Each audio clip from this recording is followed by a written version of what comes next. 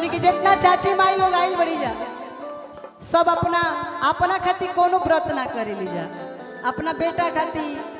अपना नाती खातिर, अपना सैया जी खातिर और व्रत करे लिए तो माई से का मांगे ली जा। कहे के बाद कि केरवा के पात पराऊ के सूरज देवा झाके जुगे हे करेलू छठ बरतिया से झाके जुगे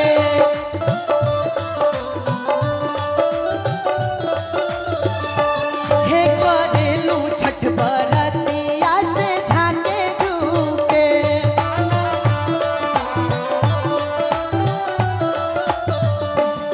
केरवा के पात पराऊ गेलन सूरज देवा झाके जुगे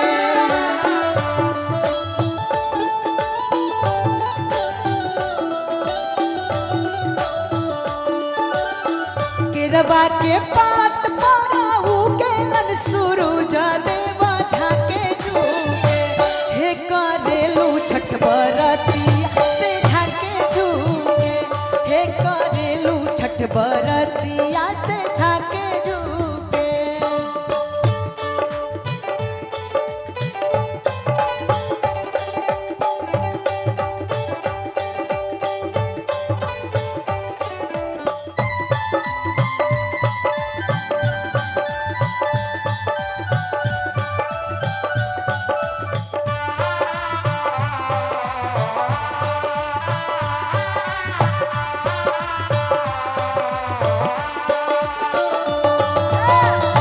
छठ बरतिया से झाके जुगे हे कर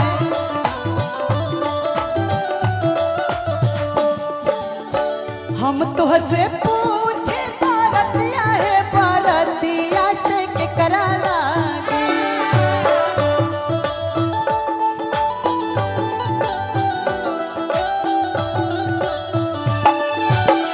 हम तुहसे पूछे बरतिया है बरतिया से केकरा लागे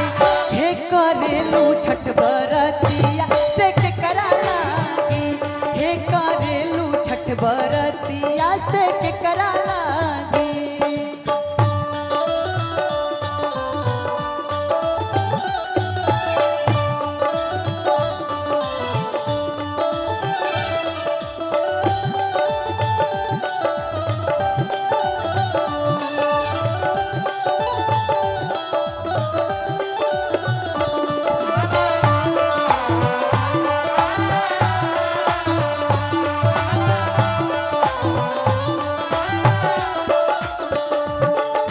तब जितना छठी घाटे हमने के बर्तन हमने के चाची माई लोग रहे ले जा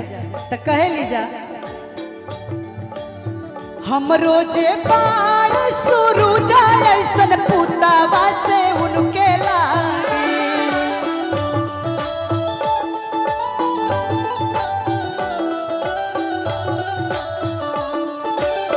हम रोजे बार शुरू जाए सन पुतावा से उनके लागे हे करेनी छठ बरतिया से उनके लागे हे करेनी छठ बरतिया से उनके लागे।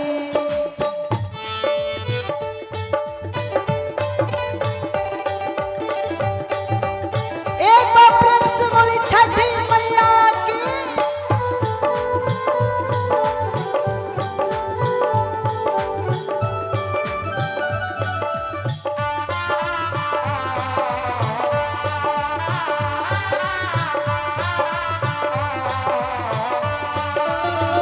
करेलू छठ बरतिया से केकरा लागी